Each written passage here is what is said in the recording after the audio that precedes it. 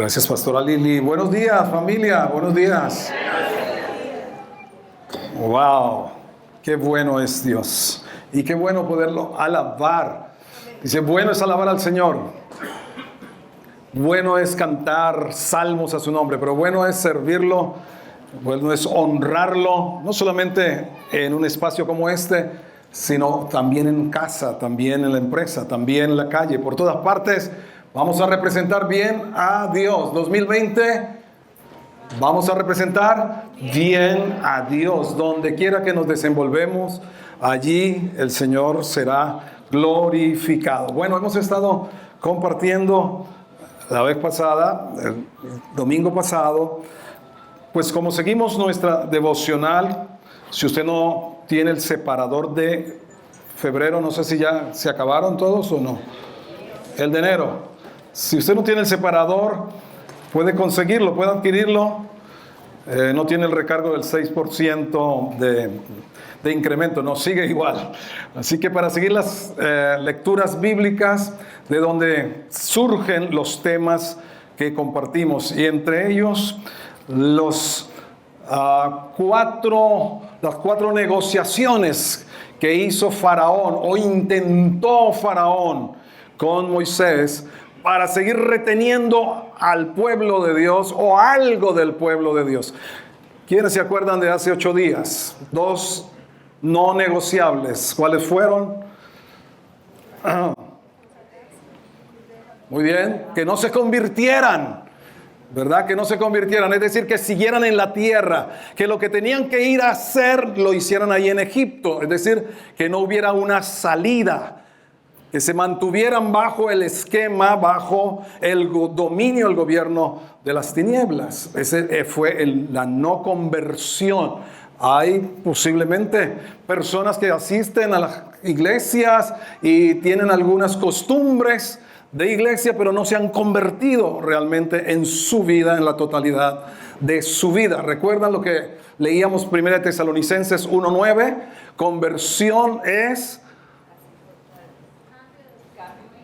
cambio completo. Es decir, ustedes se convirtieron de a para. Ahí dice 1 Tesalonicenses 1:9. Se convirtieron de los ídolos a Dios para servir a Dios. Luego, una conversión que solo me deja en neutro. Bueno, yo ya me convertí de los ídolos a Dios, pero no los sirvo. Le falta pelo pa' moña. Porque la conversión es de algo del mundo, del sistema operativo del mundo, anticristo, antidios, contrario a la palabra de Dios, materialista en esencia. De ahí me convierto a Dios para servir al Dios vivo. Revisa tu servicio. Ahora, en esta congregación servimos de acuerdo a los dones que hemos recibido. ¿Cuántos consideran que al ojo le queda bien fácil ver? ¿Cuántos creen eso? Pero que al oído le queda bien imposible oler. Entonces, cada uno, según los dones que ha recibido, sirva al Dios vivo y verdadero. Entonces hablamos de conversión, porque Dios le había dicho, le había dado la orden al faraón: deja salir a mi pueblo 3 días de camino para que me sirva y me haga fiesta en el desierto. No lo quería dejar ir del todo. Ahora recuerda, Faraón era como un semidios. Faraón era divinizado para su pueblo. Luego no podía mostrarse débil para haber dejado salir a Israel así, porque sí. Porque ustedes se acuerdan que Faraón dice: pero ¿quién es el Señor? ¿Quién es ese Dios que yo no lo conozco?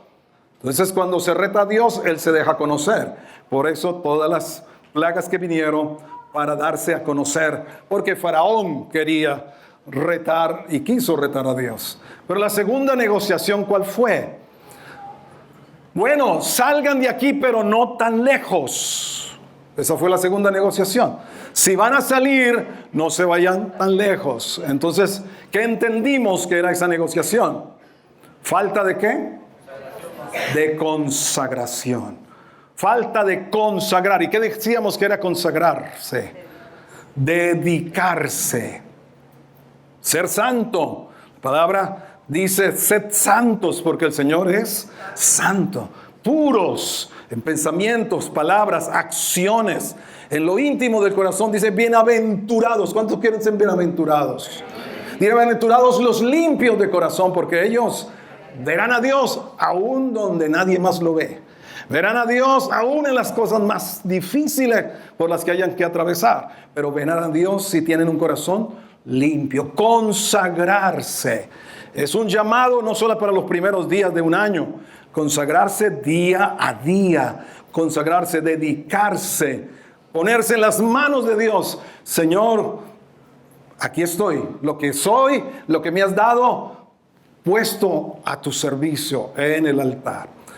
Esas fueron negociaciones hacia la vida espiritual, contra la vida espiritual. Las otras dos negociaciones que vamos a ver hoy fueron estrategias contra nuestra herencia o nuestra heredad. La pastora Liliana creo que hizo esa mención. Y vamos a leer entonces en Éxodo capítulo 10, 8 al 11. Éxodo 10 del 8 al 11. Dice la escritura, y Moisés y Aarón volvieron a ser llamados ante Faraón, el cual les dijo, andad, servid a vuestro Dios.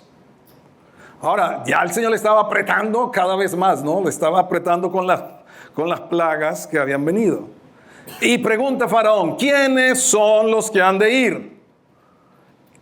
Se estaba haciendo como el de la, ¿cómo se dice? El de la vista, pero el de la oreja, ¿no? Porque el Señor le había dicho, deja ir a mi pueblo. Deja ir a mi pueblo. ¿Quiénes son los que han de ir? Moisés respondió, hemos de ir con nuestros... ¿Quiénes son los primeros que cita Moisés? ¿Quiénes son los primeros? ¿Por qué será?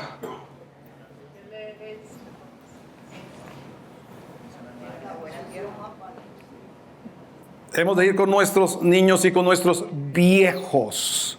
Los niños, los viejos. Todo el espectro de edades generacionales. Con nuestros hijos y con nuestras hijas. Con nuestras ovejas y con nuestras vacas hemos de ir. Porque es nuestra fiesta solemne para el Señor. Y Él les dijo, así sea Jehová con vosotros. ¿Cómo os voy a dejar ir a vosotros y a vuestros niños? Mirad cómo el mal está delante de vuestro rostro. No será así. Id vosotros los varones, sirvan al Dios suyo. Pues esto es lo que ustedes pidieron. Y los echaron de la presencia del faraón. Wow. ¿Sabe que hay dos cosas en particular que Dios espera que hagamos con lo que Él nos ha dado? Y son sus intenciones originales. En Génesis 2:15 Dios puso a Adán en el huerto y le dijo que hiciera dos cosas. ¿Quién se acuerda qué fue lo que le dijo? En el huerto, que lo labrara y lo guardara. Dos cosas. Si usted le aplica esos dos principios o intenciones originales que Dios quiere que cada uno de nosotros haga con lo que Él nos ha dado. ¿Qué te ha dado Dios? Pues dice el Salmo 127, versículo 3, respecto a lo que hemos leído ahora. Salmo 127, 3. Herencia del Señor son los hijos. De mucha estima el fruto del vientre. ¿Qué debemos hacer con nuestros hijos? Aplicándole la regla de Génesis 2:15. Si usted le aplica la regla Génesis 2:15 a todo lo que Dios le ha dado, usted va a representarlo muy bien en este año y durante su vida. ¿Qué debemos hacer con nuestros hijos, que son herencia dados por Dios? Los debemos desarrollar y cuidar. Labrar habla de desarrollo, de crecimiento, de avance. Cada una de las cosas que Dios nos ha dado, Él quiere con su ayuda, con la gracia del Espíritu Santo, que nosotros las multipliquemos. ¿Cuántos se acuerdan? Ahora, tienen que ser ambas cosas. Cuidar y desarrollar. ¿Cuántos se acuerdan de que el Señor le entregó a 10 siervos una mina a cada uno de ellos? Una mina era una moneda, dinero en aquel entonces. ¿Se acuerdan todos? Y le entregó a cada uno una mina. Y vino luego él a pedir cuentas. Él les dijo, negocien con ellas mientras yo vuelvo. Hubo uno que desarrolló su mina. ¿Y qué produjo su mina? 10 minas. Hubo otro que también desarrolló su mina. ¿Qué produjo su mina? 5 minas. Pero hubo otro que solo cuidó la mina. Y por temor solo la cuidó.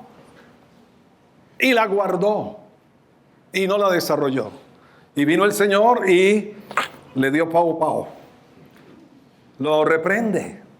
Y le quita la mina y se la da al que tiene 10.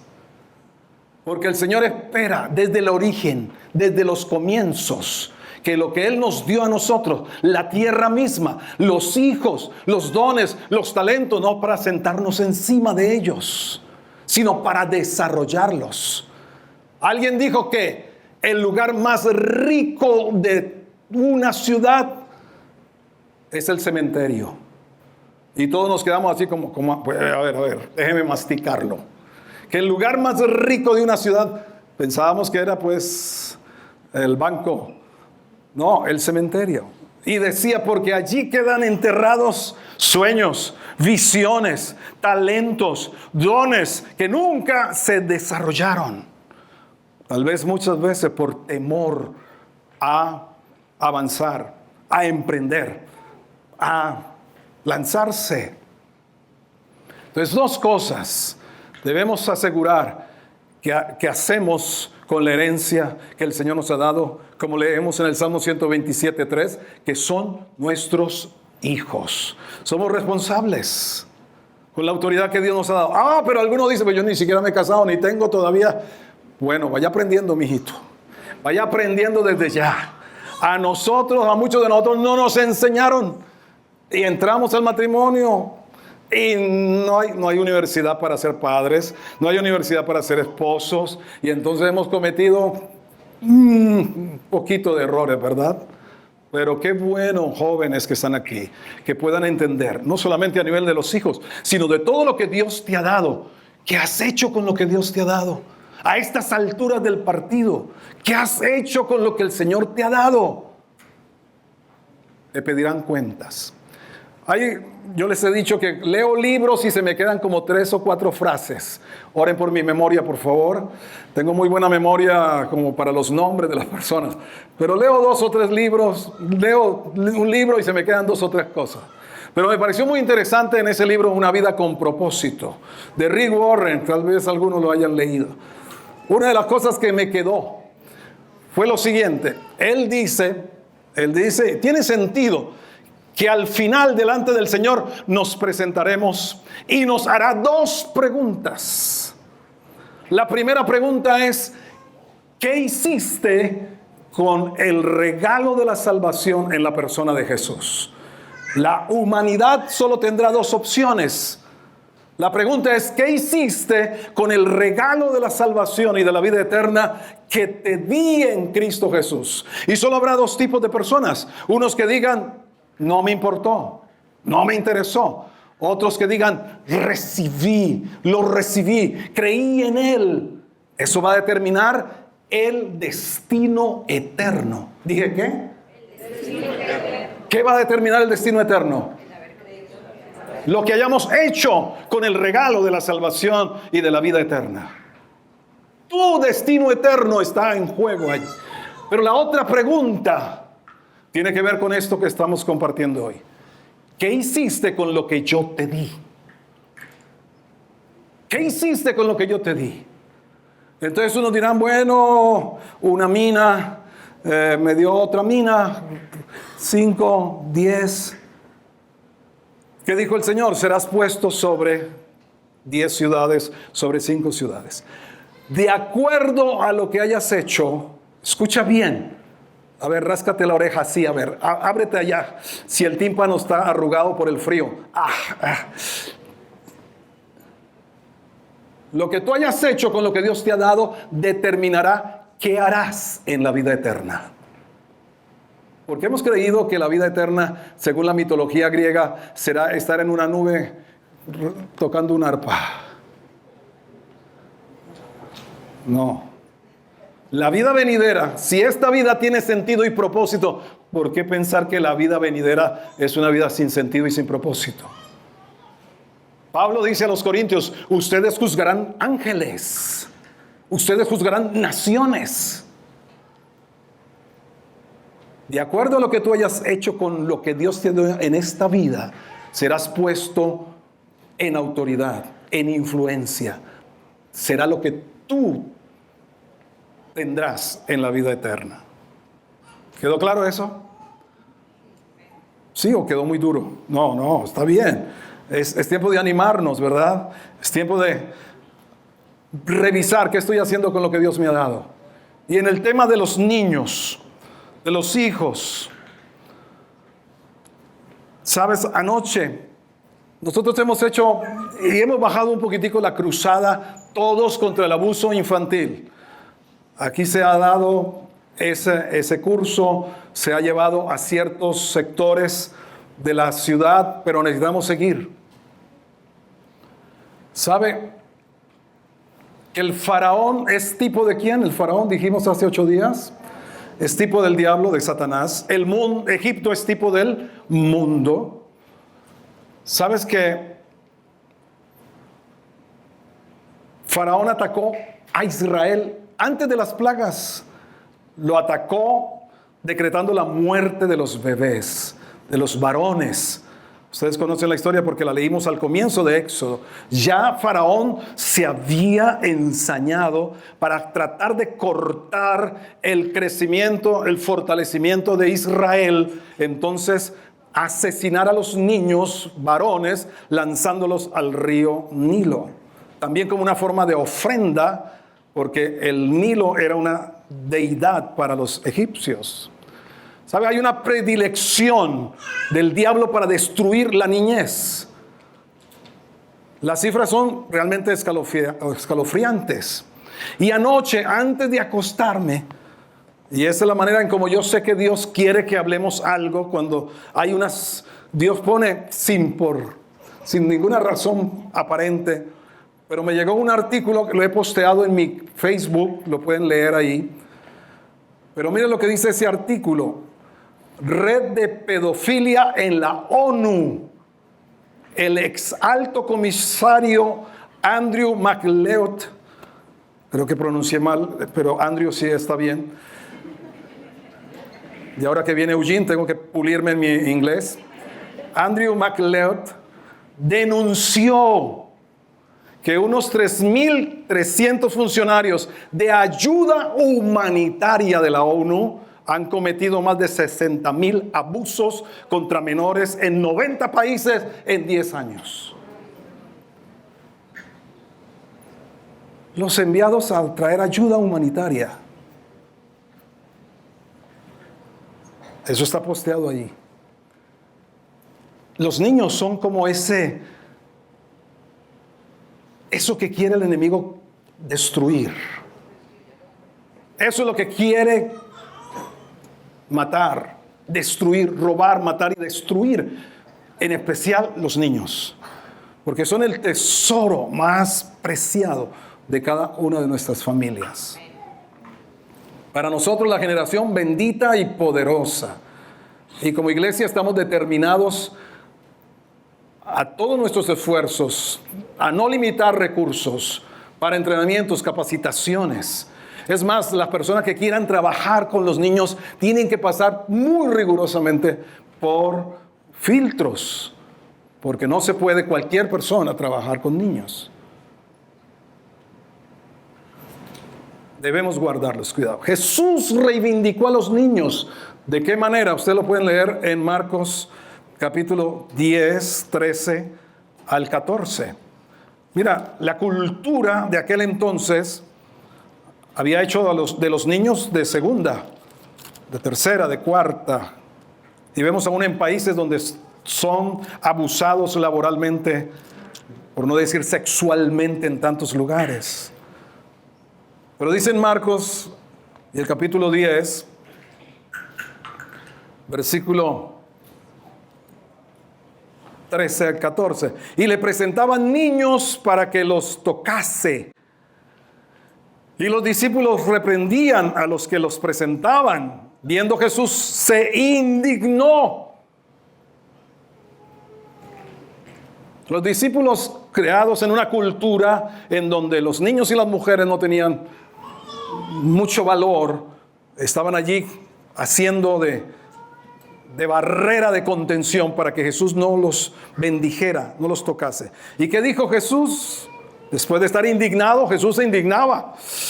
Wow, les dijo: dejad a los niños, venid a mí, no se lo impidan, porque de los tales es el reino de Dios.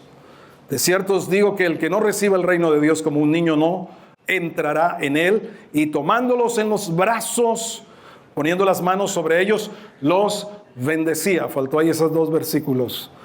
Ponía las manos sobre ellos y los bendecía. Debemos ser muy cuidadosos con nuestros niños, muy cuidadosos quien los educa, muy cuidadosos quien los cuida, muy cuidadosos. Que el enemigo está en ese plan de dañar la generación venidera. Ahora tenemos un hombre como ejemplo, y es el ejemplo de Abraham. Vamos a leer allí, por favor, Génesis 18, 17 al 19. Un ejemplo inspirador, retador para todos y cada uno de nosotros. Y el Señor dijo, Génesis 18, 17, encubriré yo a Abraham lo que voy a hacer, habiendo de ser Abraham una nación grande y fuerte, y habiendo de ser benditas en él todas las naciones de la tierra. Porque yo sé, aquí está el ejemplo de Abraham, yo sé, dice Dios, que mandará a sus hijos y a su casa después de sí, que guarden el camino del Señor, haciendo justicia y juicio, para que haga venir el Señor sobre Abraham lo que ha hablado acerca de él. Tres principios. Siguiente, por favor. Acerca de lo que nos muestra aquí la palabra. Ejemplo de Abraham. Padres sabios enseñan e instruyen a sus hijos y familia a hacer lo que agrada a Dios. Padres sabios. ¿Dónde están los padres sabios? Y los que van a hacer, enseñan, instruyen a sus hijos, a su familia, a hacer lo que agrada a Dios. Eso es lo que dice Dios. Él mandará a sus hijos y a su casa después de sí, que guarden el camino del Señor, haciendo lo que agrada a Dios. A Dios le agrada la justicia, el juicio, la rectitud le agrada. Ahora enseñamos a nuestros hijos, y enseñamos no solamente con discursos, primero con demostración. Primero se muestra.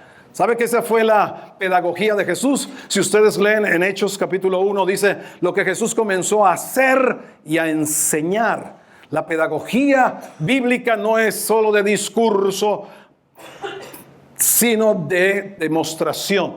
Primero, modelo que se ve, que se puede imitar, que se puede seguir. Usted, padre, como líder de su casa, el sacerdote de su casa, con su esposa, en igual condición de dignidad y de valor. Entre nosotros, según la palabra de Dios, según la cosmovisión bíblica, el hombre no es superior a la mujer. Esa es una maldición de la caída. En el comienzo no fue así. La intención original no fue esa. Varón y hembra los creó Dios a la misma imagen y a la misma semejanza suya. No creó al hombre solamente varón a imagen y semejanza de Dios, y a la mujer la creó a imagen y semejanza de alguien distinto o del varón. No, Ambos creados a imagen y semejanza de Dios. Ahora, si usted está sola como mamá, sin embargo dice la palabra del Señor en Isaías 54, el Señor es mi marido y Él enseñará a mis hijos. Isaías 54 para las mujeres que están solas, viudas, abandonadas. El Señor es padre de huérfanos y defensor de viudas, dice el Salmo 68. Y otro salmo dice que Él al huérfano y a la viuda sostiene. Luego en Dios encontramos todo lo que nos falte, todo lo que no tengamos. Como padres sabios, la enseñanza y la instrucción, sobre todo la instrucción, implica la corrección. Miremos lo que dice el Proverbio 22:6. Proverbios 22:6. Es muy conocido ese versículo. Proverbios 22:6 dice: instruye al niño en su camino, y aun cuando fuere viejo, no se apartará de él. Dicen los entendidos en la psicología y en otras ciencias que los primeros 5 o 6 años son cruciales en el desarrollo de la personalidad del ser humano. Los primeros 5 o 6 años. Lo que hagamos o dejemos de hacer en esos primeros 5 o 6 años de nuestros hijos va a determinar en gran parte su destino. Hoy con las presiones sociales, económicas y todo, nuestros niños, ¿quién los está cuidando? Nuestros niños, ¿quién los está instruyendo en el camino de Dios? No es la iglesia, no es el colegio, es la familia. Estamos como estamos porque hemos claudicado como padres y le hemos entregado al Estado o a otras personas el cuidado y la instrucción y la educación de nuestros hijos. Debiéramos estar bien claros qué están recibiendo nuestros niños, qué impartición están recibiendo ellos. Esos primeros 5 años son claves para que usted ponga, literalmente escriba como en una hoja en blanco, los principios, los valores del reino de los cielos. Porque son los judíos, a pesar de estar esparcidos por miles de años y llevar solo 70 años en su estado, en su territorio, porque son la potencia en muchos órdenes que son, porque tienen tantos premios Nobel y tantos desarrollos tecnológicos, porque ellos sí se han apropiado del papel que tiene como tuvo Abraham. Ellos respetan, honran figuras como la de Abraham. Si esto hizo Abraham y agradó a Dios, ¿por qué no lo voy a hacer yo? Por eso es que los días de sinagoga y otros días en su casa, ellos le enseñan las escrituras. Literalmente, eso lo hemos mencionado ya, literalmente los niños judíos estrenan sus neuronas con la palabra de Dios, no con champeta y reggaetón. Lo que primero copa, llena sus neuronas, es la energía divina de la palabra de Dios. Luego les desarrolla creatividad. ¿Ustedes se han imaginado lo que están allá trabajando? Están desarrollando unas bacterias que nutran del CO2. Yo dije, ¿hasta dónde? Eso es de lo último que están investigando frente a la polución, a los cambios climáticos. Están desarrollando bacterias que se comen el CO2. Por allá tienen algo que se llama la caja fuerte, donde tienen todas las semillas. Ellos no quieren dejar que la palabra de Dios pase, porque por los cambios y todo, muchas especies tienden a desaparecer. Pero están estudiando por allá, no sé en qué parte que lo llaman la caja fuerte, están desarrollando cómo sería un sistema para que semillas puedan ser desarrolladas en ambientes más desérticos. De hecho, les entregaron un país, ustedes saben, que es 65% de desierto. Pero ¿qué había dicho Dios en Isaías 35? El desierto florecerá profusamente como la rosa. De hecho, que ellos venden flores, tal y como dice Isaías 35, vegetales para las naciones. ¿De dónde? De un desierto. ¿Qué se puede hacer con un desierto? Sentarse a llorar o desarrollarlo. Pero ellos entendieron que Dios le dio al hombre esos dos mandatos: desarrollen y guarden esto que yo les he dado. Y si les tocó desierto, no nos vamos a sentar a llorar sobre eso, sino que vamos a usar la sílice que está en la arena del desierto, y por eso han desarrollado los microprocesadores, y empresas de tecnología tienen sus bases allá en Israel. Yo creo que hemos sido irresponsables por ignorancia. Pero entregarle a un niño un celular y una tablet es una de las cosas que más desastre está produciendo. Niños que no se pueden relacionar, niños que no se pueden calmar. Es más, hay unos juegos, muchachos, yo no sé el nombre de un juego que ya lo consideran igual a una droga. Ustedes se lo saben, ¿no? Pero están diciendo igual a una droga. Es decir, adicciones. Por salirnos, estoy tan cansado. Chiquitos que hacen solo berrinche y solo se calman con eso. Eso falta de instrucción. Instruye al niño en su camino. Entre más temprano la corrección, la disciplina, la encontramos en versículos como Proverbios 13:24.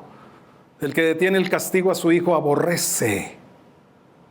Proverbios 13:24. Mas el que lo ama desde temprano lo corrige. La corrección no es solamente dar pau, varita. Hay formas de corregir. Me gustó muchísimo. Y de instruir y de desarrollar. Me gustó mucho lo que un pastor hace con sus hijas.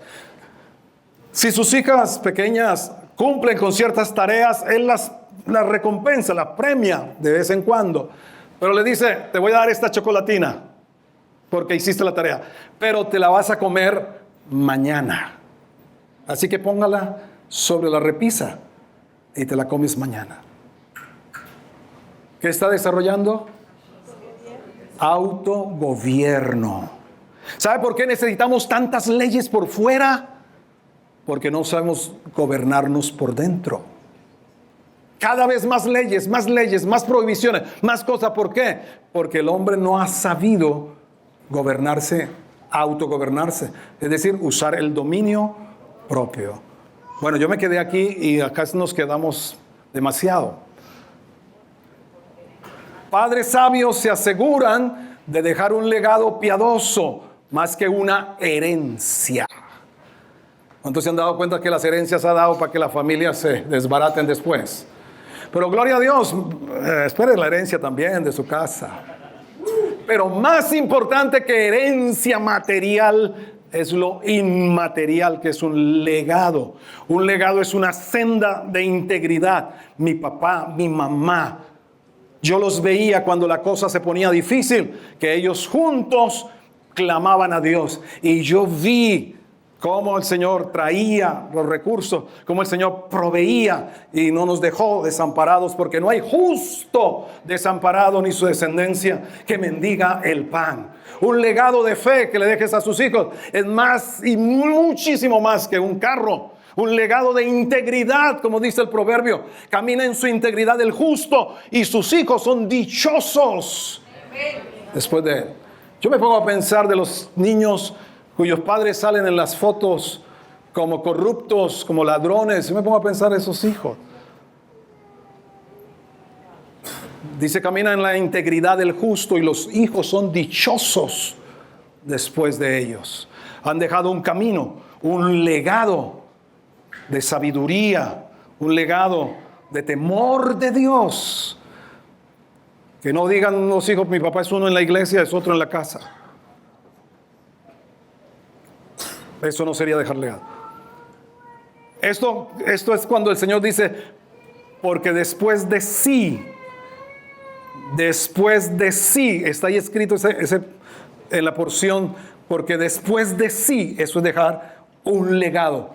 ¿Por qué te recordarán? Se habla mucho de los epitafios, ¿verdad? ¿Qué epitafio estás escribiendo ya? No es solamente el que se pone en la lámina allí en el sepulcro. ¿Qué legado estás dejando? Tercero, lo que Dios promete siempre tiene condiciones. El Señor no es un baratón, hoy está todo al 50%, porque ya pasó la temporada navideña. Entonces también la iglesia se ha enseñado que Dios está en esa promoción, pues compre 4 y lleve 1. Digo, compre 1 y lleve 4. Lo hice a propósito. A ver si estaban atentos.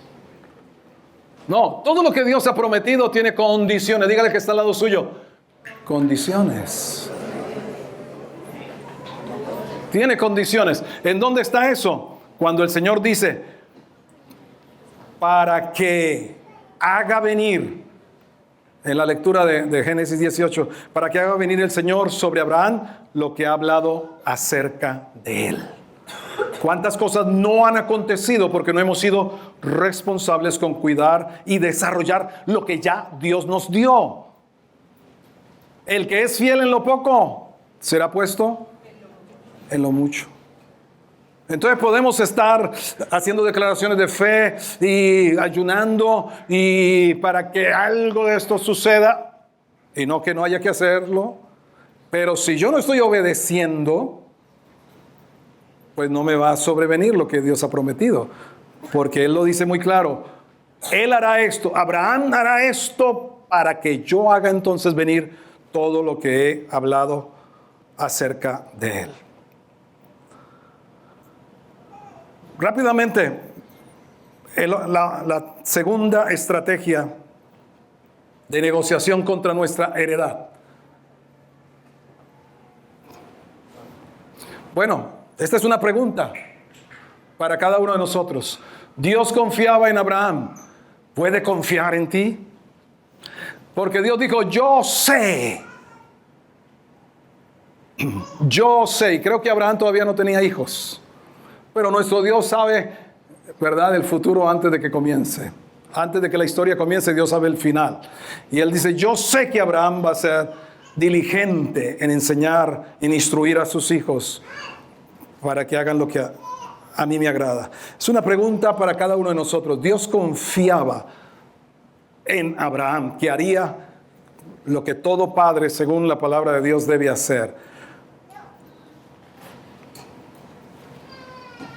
Vamos a leer la escritura ahora, la segunda estrategia contra nuestra herencia. Éxodo, por favor, capítulo 10, versículo 24 al 26. Éxodo 10, 24. Entonces Faraón hizo llamar a Moisés y dijo, id, servid al Señor. Solamente queden vuestras ovejas, vuestras vacas. Vayan también vuestros niños con vosotros. Y Moisés, ¿qué respondió? Tú también nos darás sacrificios y holocaustos que sacrifiquemos para Jehová nuestro Dios. Nuestros ganados irán también con nosotros. No quedará ni una pezuña, porque de ellos hemos de tomar para servir a Jehová nuestro Dios. Y no sabemos con qué hemos de servir a Jehová hasta que lleguemos allá.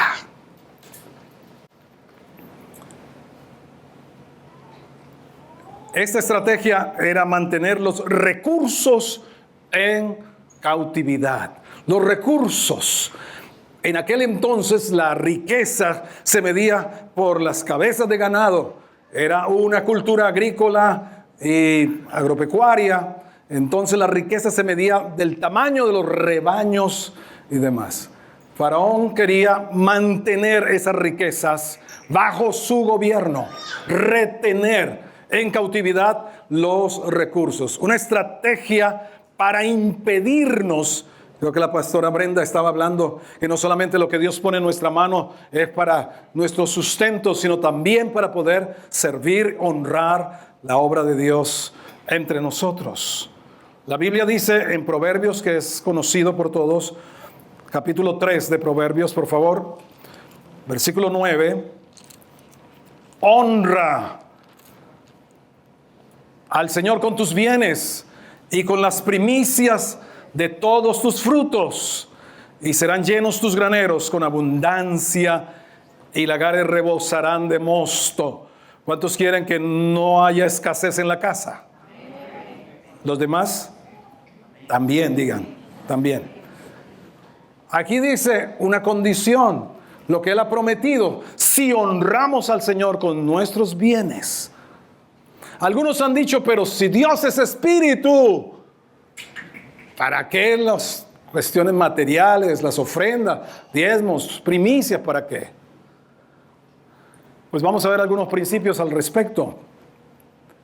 De acuerdo a cómo el manejo del dinero es uno de los indicadores más fieles acerca de nuestra condición espiritual. Hay muchas referencias en la Biblia acerca de dinero y no estamos apuntándole a la desbalanceada doctrina de la prosperidad. No, en ese sentido no es. Pero sí, Dios tiene mucho que decirnos acerca de la buena administración.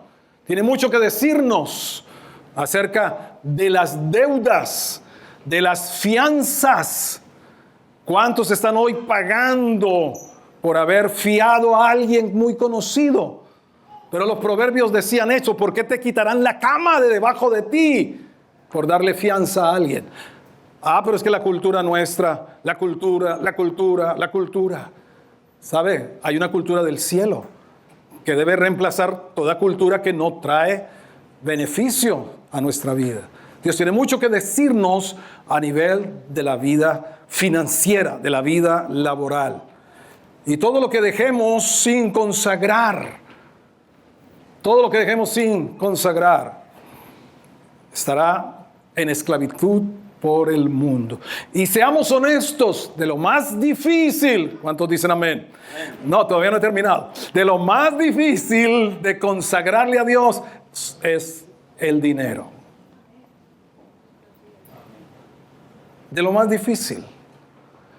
Porque algunos de nosotros podemos tener un trasfondo en el que las cosas de dinero para Dios eran limosnas. Es decir, lo que estas monedas que me molestan y me rompen el bolsillo, es lo que doy. Dios es espíritu, no necesita Dios mis recursos, mi dinero. Otros tal vez han venido a la iglesia y hay séptimo día y los informantes, unos pastores con cara de empresarios que han tumbado a más de uno. Entonces, muchos escuchan también doctrinas que los diezmos son de la ley de Moisés y otras cosas más, entre otras cosas. Pero ¿sabe? Realmente lo que no nos permite, en el fondo, en el corazón de corazón, lo que no nos permite consagrarle a Dios nuestras finanzas es temor o codicia. Eso se ha estudiado. Y realmente, o el temor, porque si doy, no tengo para lo demás. Si le doy a Dios, no me queda para lo otro. Pues hay temor. O la codicia, no, esto me ha costado todo lo demás.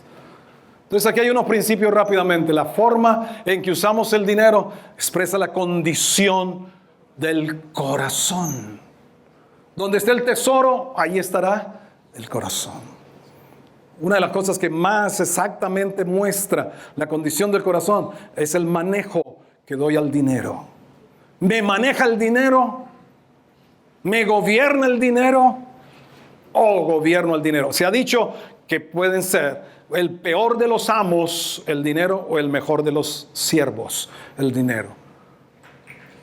Así que por la codicia, que es el amor al dinero, idolatría es la codicia, dice Efesios capítulo 5. Dios, cuando pide que le demos lo que es de Él, lo que quiere es librarnos del poder de la codicia.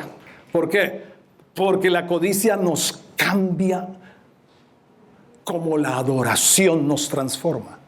Es decir, la gente codiciosa es una gente como el dinero, frío, duro como las monedas. Porque eso es lo que dice, el principio lo dice el Salmo 115. Como tales son los que los adoran y los que los hacen y los que confían en ellos.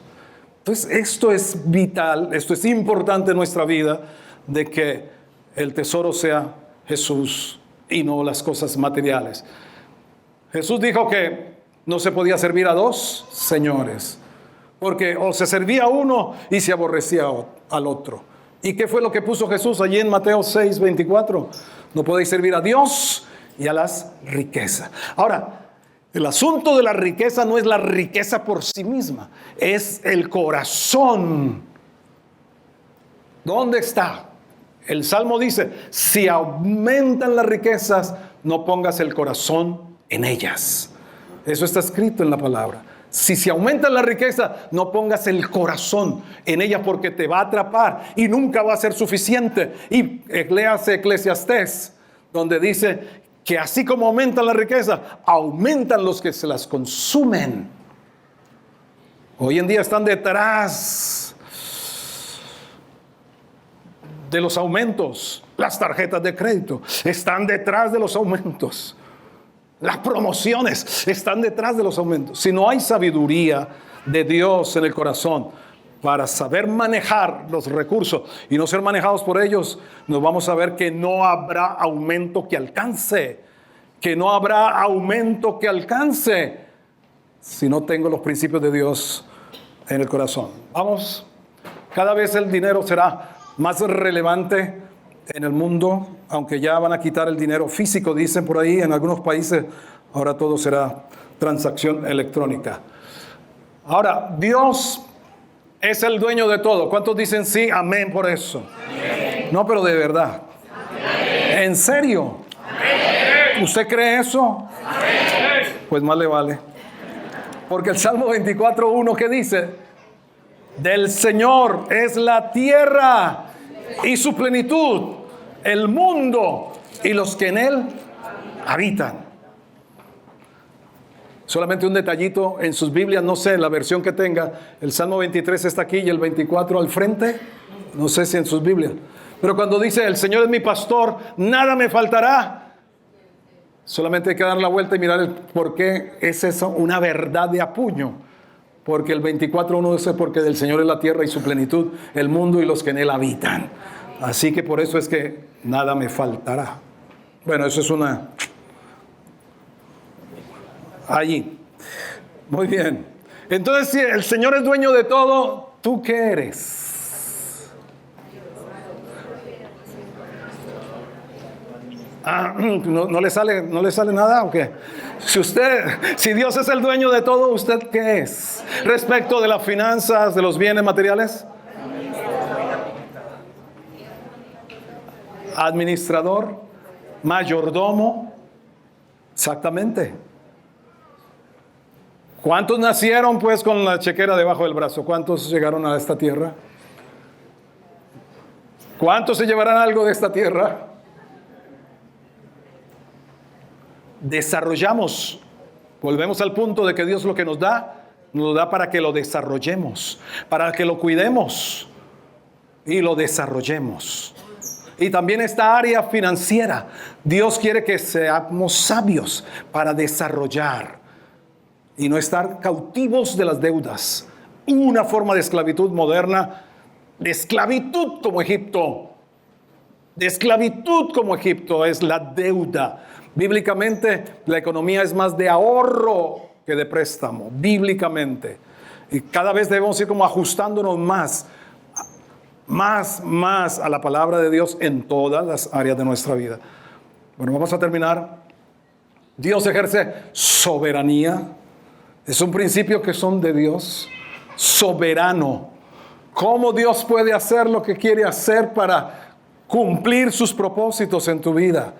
Debes descansar en la soberanía de Dios, porque es el que suple nuestras necesidades. ¿Qué dije?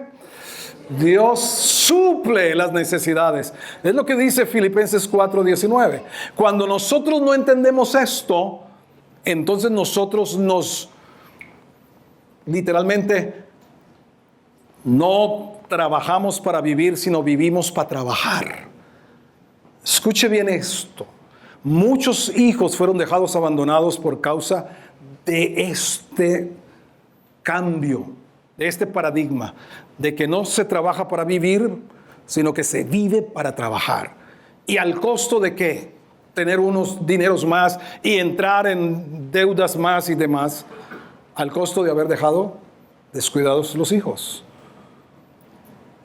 Mi Dios suplirá todo lo que me falta conforme a sus riquezas en gloria. ¿Cuántos dicen amén? Amén. No dice la Biblia, mi trabajo suplirá todo lo que me falta. Mi astucia suplirá todo lo que me falta. Mis capacidades, no. Ahora que Dios use el trabajo, que Dios use las capacidades, sí, pero soberanamente. Él puede pasar por encima de esas leyes del trabajo. Todos tenemos, yo creo que testimonios de cómo Dios ha provisto más allá de solo el ingreso mensual. Cómo el Señor ha hecho lo que ha hecho, porque Él es soberano y Él suple todo lo que nos falta. Siguiente. Nuestras responsabilidades, mayordomos, administradores fieles. Fieles. Fieles en lo poco y fieles en lo ajeno. Casi siempre enfocamos en lo poco. Fieles en lo poco, la forma de promoción en el reino es fidelidad. Pero no solo en lo poco, sino en lo de otros. Si en lo de otros no fuiste fiel, ¿quién dice el Señor allá en Lucas? ¿Quién les entregará lo propio? ¿Sabe quiénes prosperarán en emprendimientos? Los que han sido fieles en el emprendimiento de otros donde trabajaron. ¿Aló? ¿Quién será próspero en emprendimientos que haga? El que fue fiel en el trabajo, trabajando para otros.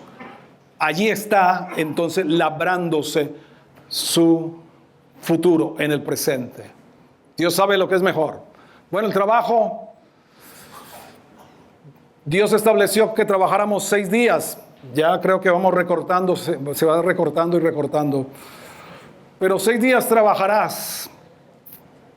Y en esos 6 días desarrolla lo que Dios te ha entregado.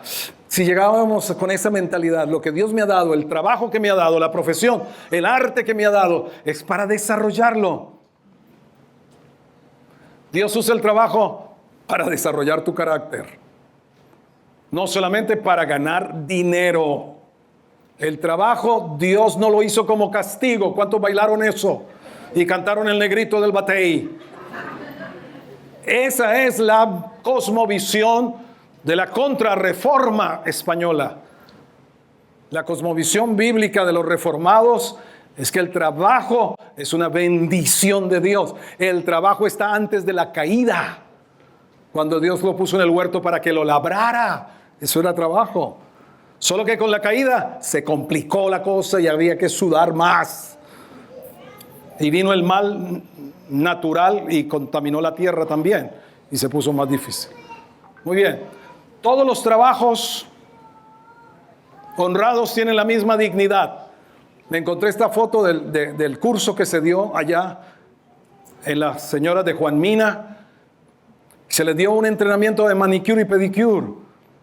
Y algunas de ellas que hicieron el curso ganan algunos recursos haciendo manicure, pedicure allá con sus vecinas y demás.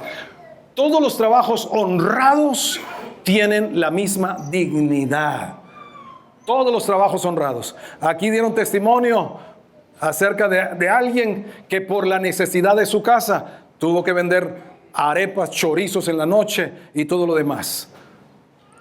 todo trabajo honrado es igualmente digno delante de Dios. No solamente es digno el pastor que predica el domingo, el trabajo pastoral. Es tan digno para el Señor como quien lava los platos en la casa, como la persona del servicio, o usted mismo en su trabajo. Para Dios no hay diferencia en eso, si todos los trabajos sean honrados. Creo que terminamos los dos extremos. ¿Cuáles son los dos extremos en que se está moviendo la parte financiera? Ni como franciscanos ni como Rockefellers. Hay algunos que le apuntan a los franciscanos en el sentido de que la vida piadosa solo es posible en la pobreza. Que la vida piadosa solo se puede vivir una vida piadosa, santa, si andamos pobres. Pero, ¿por qué aparece en la Biblia 3 de Juan, versículo 2? Amado, yo deseo que seas prosperado en todas las cosas y que tengas salud, así como prospera tu alma. Para Dios, ¿sabe? Hay una unción que Él da. Está allá en Deuteronomio 8:18. Te daré el poder de hacer riquezas. Solo que no da el poder a cualquiera, sino a aquel que en su corazón no tiene codicia, que en su corazón hay generosidad. Entonces sabrá manejar para la gloria de Dios la abundancia que pone en sus manos. Pero ni como los Rockefeller, que dicen todos los cristianos que tienen verdadera fe deben andar siempre en abundancia. Entonces Pablo perdió el examen. Pablo no dio la talla. Porque él dice, yo he aprendido a contentarme. No dice a conformarme. ¿Dije qué? A contentarme. Cualquiera que haya sido mi situación. Sé vivir en abundancia, sé vivir en escasez. Por todo he sido enseñado, así como para estar saciado, como para tener hambre. Lo único que no nos debe faltar realmente es el tesoro de Jesús en nuestro corazón. Y si Él es el tesoro en el corazón de cada uno de nosotros, entonces no dejaremos que el mundo defina lo que han de ser nuestros hijos. Si el Señor es el tesoro de nuestro corazón, no dejaremos que los recursos estén bajo el poder del enemigo. Y tal vez si revisas hoy algo dentro de ti, hay temores. El temor está ligado a la incredulidad. El temor es el antagonista de la fe. Hay temor de honrar a Dios. Vamos a consagrarnos para venir a la mesa en esta mañana y a consagrar lo que no hayamos consagrado a Él.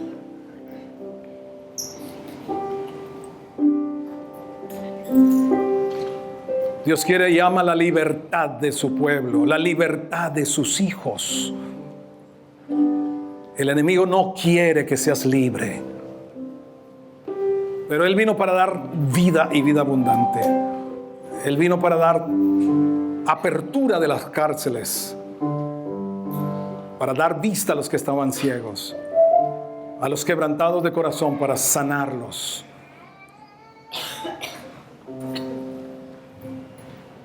Lo que el Señor nos ha hablado esta mañana,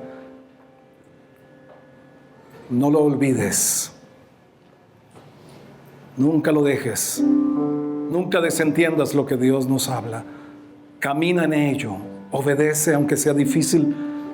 Siempre será más trágica la desobediencia que la obediencia a Dios. Examina nuestro corazón, Padre bueno. Examina nuestros corazones hoy. Si alguien es más importante dentro de mi corazón, aún cosas sagradas, aún cosas que tú mismo nos has dado, el ministerio, la familia, los hijos, las capacidades que tenemos, los talentos que nos has dado, nada puede tomar tu lugar en nuestro corazón. Si eres padre y no has seguido el ejemplo de Abraham, pide perdón hoy y toma una decisión de imitar a este padre de la fe como fue Abraham. en su rol de papá, de padre, de madre. Si hay temor, si hay codicia en el corazón, si has retenido lo que es de Dios, la Biblia dice, dad a Dios lo que es de Dios. Y Él dijo, míos son los diezmos. Hoy puedes decirle, Señor, perdóname por haber robado, perdóname. Y quita de mí todo temor, quita de mí toda codicia. Dame un corazón generoso para dar. Y que puedan ser bendecidos otras personas también. Gracias, Padre bueno. Todo lo consagra. Pónganse en pie, por favor, pónganse en pie.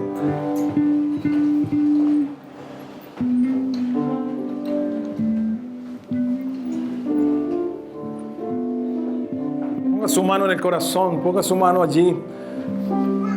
Yo consagro a ti. Dígale, Señor, yo te consagro mi vida completa. Te consagro todo. Purifícame de todo lo que la cultura todavía sigue guiando, dirigiendo mi vida.